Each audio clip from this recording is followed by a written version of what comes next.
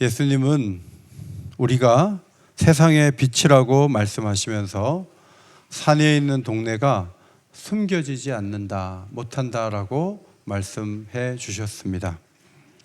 오늘 말씀 위에 에베소서 5장 8절에 너희가 전에는 어둠이더니 이제는 주 안에서 빛이라, 빛의 자녀들처럼 행하라, 그렇게 가르쳐 주셨습니다. 우리 모두가 빛이라는 것입니다. 빛은 숨길 수가 없어요. 빛이 오면 어둠은 떠나게 되어 있습니다. 빛이 있기 때문에 생명이 성장할 수 있고, 빛이 있기 때문에 세상은 환해질 수가 있습니다.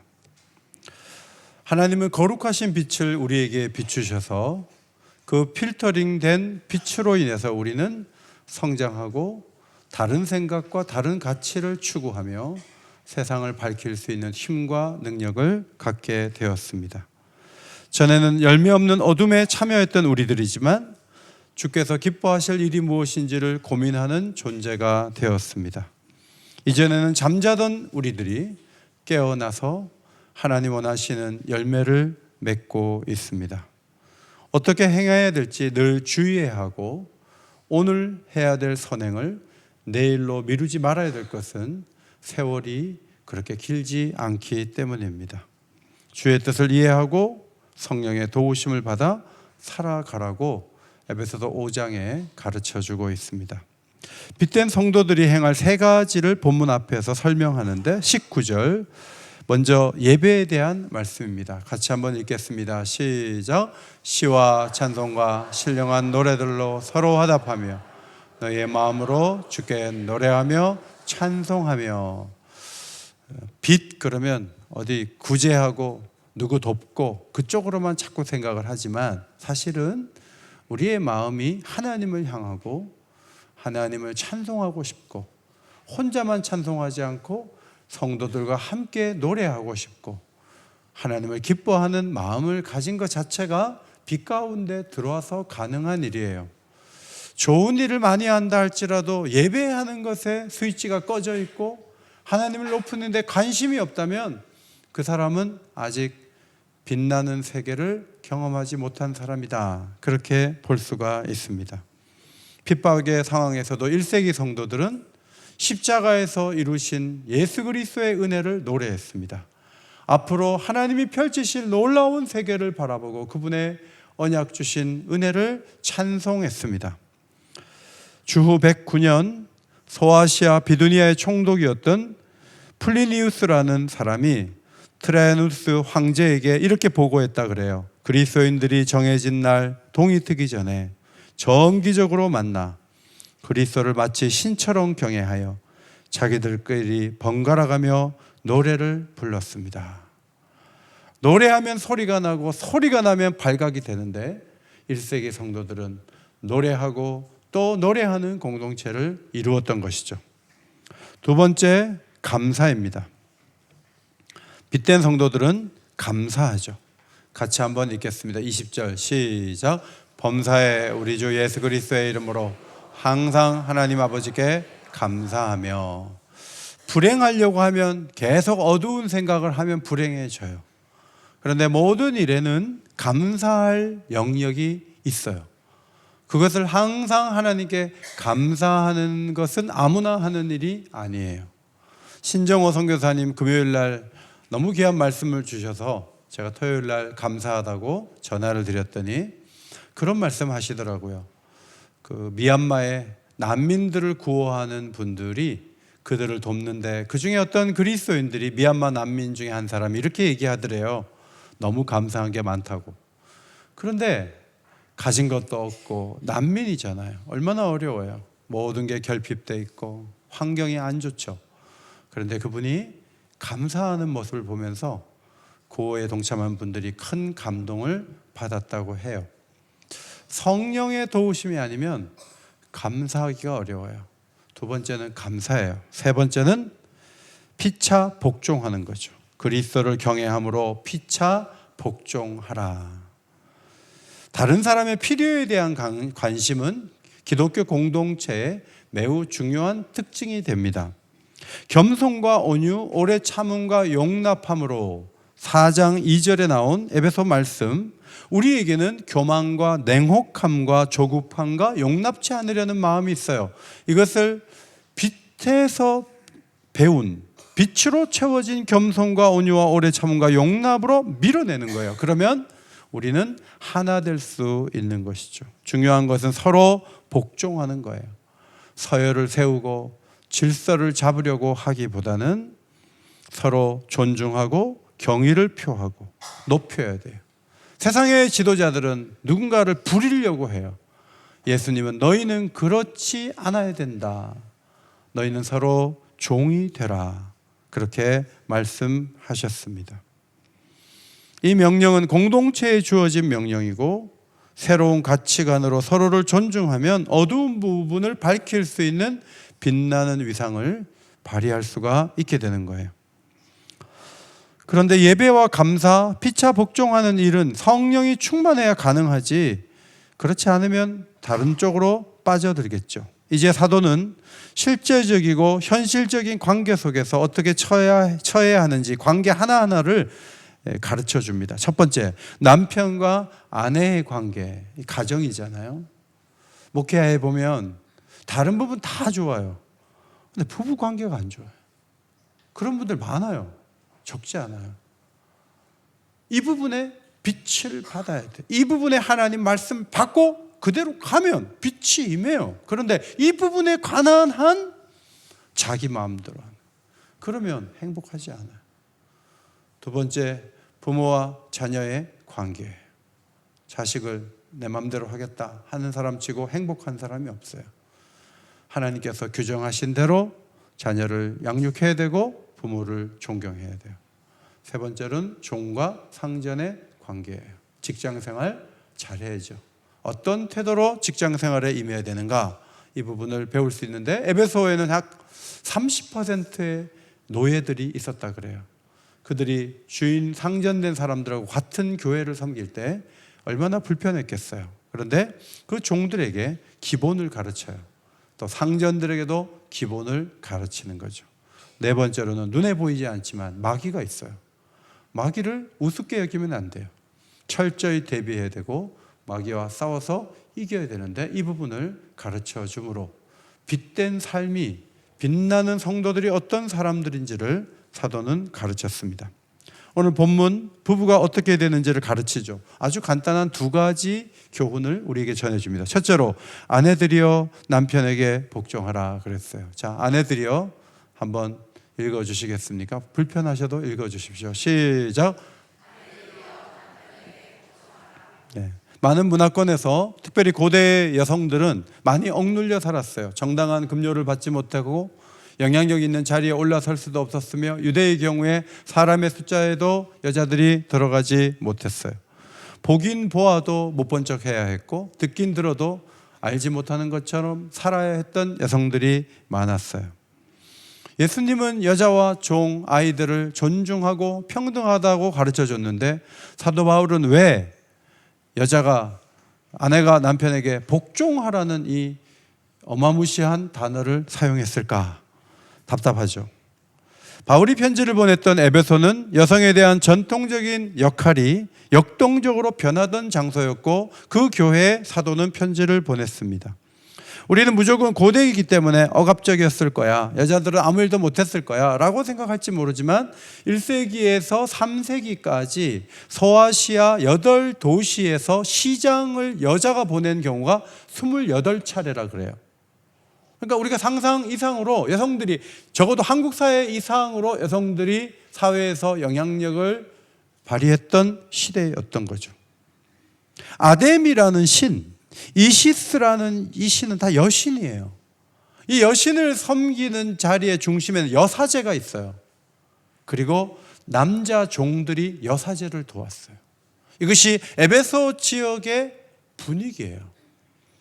이곳을 향해서 아내들이여 남편들에게 복종하십시오라고 가르치고 있습니다. 이 표현을 이해하기 위해서 루터는 직무와 사람을 구분하라. 서로 하나님을 닮은 존재로서는 평등하지만 남편의 역할, 아내의 역할이 다르다는 거죠. 그 역할 수행에 있어서 아내는 남편을 복종한다. 후포타소, 아래에 위치를 둔다. 아래에 머문다. 그런 말이죠. 우리는 집에서 큰아들에게 우선권을 줘요. 그리고 동생들을 어느 정도 이끌어갈 수 있는 권한을 부모가 줘요.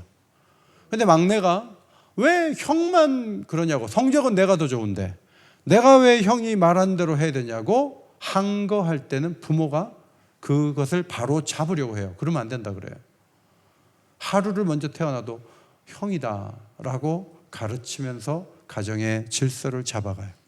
국가에서도 지도자들이 있어요. 뭐 대통령이라고 모든 부분에 온전하지 않아요. 그럼에도 불구하고 그 권위를 세워주고 인정할 때 사회가 제대로 돌아갈 수 있게 되는 거죠. 그것이 하나님의 뜻이에요. 가정 안에서도 남편의 권위가 무한하고 남편이 무조건적으로 하라는 대로 해라 그런 말이 아니에요. 하나님이 위임하신 권한에 대해서 인정하라 그런 말씀이에요.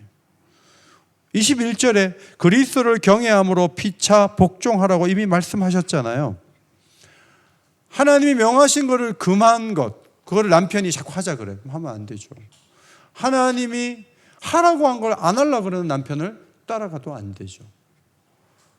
남편이 하는 일이 가족의 유익을 도모하고 모두에게 행복과 기쁨을 주는 권한 행사에 대해서 아내는 복종해야 하는 것입니다. 이런 복종은 자발적인 것이어야 하고 하나님 명령을 따르는 데서 나오는 복종이에요. 하나님은 남편에게 권위를 주었지만 그 권위 행사가 가족의 평안과 기쁨을 위한 것이 될 때 더더욱 가치가 있는 것이죠. 다시 한번 23절을 앞에 보시고 읽겠습니다. 23절 시작. 이는 남편이 아내의 머리 그리스도께서 교회의 머리된과 같음이니 그가 바로 몸의 구주시니라. 아내가 복종할 때 교회가 머리이신 그리스도께 대하듯 하라 그랬어요. 고린도전서 11장과 디모데전서 2장에 보면 아내가 남편에게 복종해야 될 두 가지 이유를 설명해 주고 있어요. 첫 번째, 창조 순서가 남자가 먼저예요. 여자보다 남자를 먼저 지었어요.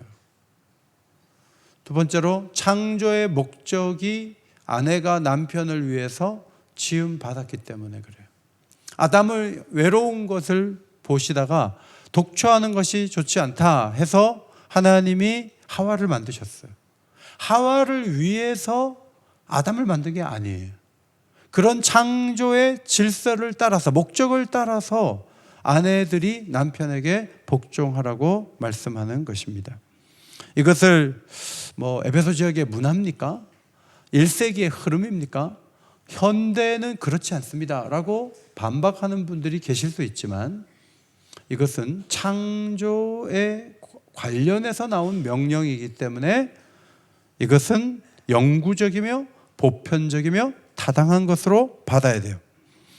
한 번은 바리새인들이 예수님을 시험할 때 사람이 어떤 이유가 있으면 그 아내를 버리는 것이 옳습니까? 이런 질문을 한 적이 있어요. 그때 예수님께서 사람을 지으신 이가 본래 그들을 남자와 여자로 지으셨다 그러면서 설명을 하세요. 본래, 죄가 들어오기 전에 본래 의도가 중요하다는 거예요. 현대인들이 자기의 머리로 규정한 그것이 중요한 게 아니에요. 오늘 우리의 약속 앞에 하나님이 사람을 만들 때 본래 위치가 있고 본래 목적이 있어요. 그것을 회복하면 가정이 좋아지는 거예요. 그때 여성들이 할 일이 복종이라는 거예요. 남자 여자는 평등하지만 생리적으로 심리적으로 달라요. 서로가 서로를 보완하도록 창조되었어요. 결혼관계 속에서 남편을 머리로 섬겨라, 복종하라, 억울하다 그렇게 보시는 분도 계시지만 그렇게 하지 않는 게 좋아요. 골드버그라는 박사가 생리학적으로 남녀는 신경 내분비학적 차이가 있다. 그래서 주어진 환경에 다르게 반응한다는 거죠. 호르몬 분비가 달라요. 남자들은요 지시하는 걸 되게 싫어해요. 이 DNA가 그렇게 됐어요. 예. 어떤 분이 고속도로로 나가려고 남편이 가려고 그러는데 부인이 이쪽으로 나가야 돼 이랬어요. 나가야 돼 이 말에 확 돌았어요. 그래가지고 쭉 갔어요. 40km를 더 갔어요. 여자들이 보기에는 미친 거예요. 아니 어떻게, 아니 한마디 해줘도 혹시 잊을까봐 놓칠까봐 했는데 말이 이쪽으로 나가야 돼 했어요. 지시언어로 들은 거예요. 확 돌았어요. 그러니까 여자들이 이렇게 복종하는 태도를 좀 취해만 주면 잘해요. 그냥 누르려 그러면 못 견뎌요. 이게 남자들이에요. 그렇게 만들어졌어요. 그것을 이해하는 게 매우 중요하다는 말씀이에요. 23절에 이는 남편의 아내의 머리됨이 그리스도께서 교회의 머리됨과 같음이니 그가 바로 몸의 구주시니라. 머리이신 예수님은 우리를 자라게 하시고 우리를 행복하게 하시고 우리에게 좋은 것을 공급하세요. 머리라 그래서 막 우리를 통제하지 않으세요. 우리를 지배하려고 하지 않으세요. 교회에 한 번 안 나갔다고 신랑이신 예수님께서 막 우리한테 뭐라고 안 해요. 다음 주에 나가주기를 바라지만 딱히 전달되는 것도 없을 때가 많아요. 그런데 우리는 그분의 그 사랑 속에서 여기까지 오게 된 것이죠. 그 교회에 대한, 그 교회가 그리스도에 대한 그 복종처럼 아내도 남편의 보살핌과 사랑에 감사하면서 자유롭고 즐겁고 감사하는 협력 관계를 이루는 방법이 복종이에요. 자신을 보호하고 사랑하고 공급해주는 남편에 대한 아내의 복종은 굴욕적인 게 아니에요. 제가 제 아내와 살면서 제 아내가 이런 말을 가끔 해요. 당신이 좋으면 저도 좋아요. 이렇게 얘기해요. 사실 뭐 제가 좋아하는 거하고 제 아내가 좋아하는 거 달라요. 근데 제가 좋아서 뭘 좀 하면 그래 그렇게 좋으시면 저도 좋아요 이래요. 근데 그것이 굉장히 고마울 때가 많아요. 왜 그렇게 했냐고 자꾸 야단치지 말고 뭐 막 집을 팔거나 그러면 야단을 쳐야 되지만 웬만한 일에는 당신이 좋으면 나도 좋아요. 여성분들 따라합시다. 당신이 좋으면 나도 좋아요. 불만이 가득한 음성이에요. 다시 한번 당신이 좋으면 나도 좋아요. 수긍하지 않는 음성이에요. 그렇게 한번 해봐요. 조용히 당신이 좋으면 나도 좋아요. 복종하는 아름다운 모습이잖아요. 두 번째로 남편들아 그리스도와 교회를 사랑하듯 자신을 내어주라 그랬어요. 헬라인들도 아내에게 복종을 요구했대요. 그런데 그들은 남편이 할 일은 하나도 안 해요. 쾌락의 대상들은 집 밖에 있어요. 자기 마음대로 해요. 그러니까 여자들이 다 불행했죠. 기독교 신앙의 특별함은 남편이 할 일을 정확하게 규정하잖아요. 남편이 할 일이 있는데 엄청난 일을 해야 돼. 스토아 철학자들은 필레오라는 약한 의미의 단어로 아내를 사랑하라고 했지만 성경은 아가페라는 아가파오라는 동사를 사용해서 사랑하라고 했어요. 자, 25절 함께 읽습니다. 시작. 남편들아 아내 사랑하기를 그리스도께서 교회를 사랑하시고 그 교회를 위하여 자신을 주신같이 하라. 여기 두 단어 사랑한다는 단어가 아가파오 똑같은 단어 썼어요. 교회를 남편이신 신부인 교회를 남편이신 그리스도가 사랑하듯 남편들아 아내를 사랑하라. 한마디로 말하면 자신을 주신같이 하라. 그렇게 명하셨습니다. 구약 성경에서 하나님은 남편으로 이스라엘은 아내로 결혼 언약 속에 있다고 기록된 말씀이 굉장히 많아요. 요한계시록에도 영화롭게 된 교회는 그 준비한 모습이 신부가 남편을 위하여 단장한 것 같다. 그렇게 기록된 말씀이 있어요. 사도는 신부인 교회를 위해 그리스도가 5가지 헌신을 했다고 말씀하고 있습니다. 첫 번째 헌신은 교회를 사랑하시고 우리가 우리 마음대로 살아갈 때 먼저 사랑하셨어요. 우리가 마음에 들지 않고 우리가 깨끗하지 않고 우리가 의롭지 않음에도 불구하고 죄인인 우리를 주님이 먼저 우리를 사랑하신 것이 중요해요. 두 번째, 주셨다는 말은 팔렸다는 거예요. 예수님이 돈 받고 팔리는 노예같이 예수님이 자신의 생명을 십자가에 내어주신 사건을 말하는 거예요. 주님은 교회를 세우기 위해서 자신의 생명을 주셨어요. 세 번째로 주님은 깨끗하게 하신 거죠. 어떻게? 물로. 물은 뭐예요? 세례. 신앙을 갖고 세례를 받으면서 깨끗했는데 완전히 깨끗하지는 않아요. 그래서 계속 말씀을 주시는 거예요. 오늘도 여러분이 많은 영역에서 깨끗하고 잘하고 있는데 부부 관계가 주님 보시기에 깨끗하지 않는 분들이 계세요. 그 부분을 말씀으로 씻어내는 거예요. 태도를 바꾸는 거예요. 그렇게 깨끗하게 된다. 깨끗한다. 씻는다는 말은 목욕과 관련된 언어예요. 단어예요. 결혼을 했는데 여자가 씻지를 않아. 막 몸에서 냄새가 나요. 어떻게 가까이 해요? 깨끗한 신부가 되기를 원하세요. 네 번째는 거룩하게 하여 점점 더 성화되는 거예요. 성령께서 우리를 점점 더 아름답고 거룩하게 만드시는 거예요. 목사님, 오늘 2부 예배 때 유영원 집사님이 오늘 간증을 하셨어요. 정말 부부 사이에서도 좀 답답하고 힘든 부분이 있었는데 하나하나 순종하는 가운데 점점 더 좋은 부부가 되고 있다는 거죠. 그래서 우리 간증을 듣는 우리 모두가 마음이 환해졌어요. 여러분 생각해 보세요. 교회 생활을 10년을 했는데 10년 전이 더 행복했어. 지금은 하나도 안 행복해. 여러분 교회 생활 잘하고 있는 거 아니에요. 시간이 흐르면서 아내의 입에서 점점 더 감사하고 점점 더 기쁘고 좋고 그런 고백이 나오도록 하나님은 부부를 만드신 거예요. 그런데 거기에 맞지 않게 살다 보니까 아내의 입에서 힘든 거죠. 거룩하게 되는 게 중요해요. 제가 성김이 입금이 모임에서 부인들에게 뭘 원하느냐고 물어보니까 제일 많이 나온 얘기가 뭔지 아세요? 억울하다는 거예요. 뭐가 억울할까? 고생한 게 억울한 게 아니고요. 알아주지를 않는 거예요. 당연시하는 거예요. 낯선 모습으로 처음에 만났을 때 그 풋풋한 사랑을 나누는 것은 다 지나가 버리고 너무 당연하게 당신이 해야 될 일 해야지 하는 식으로 나가면 여자들이 억울해요.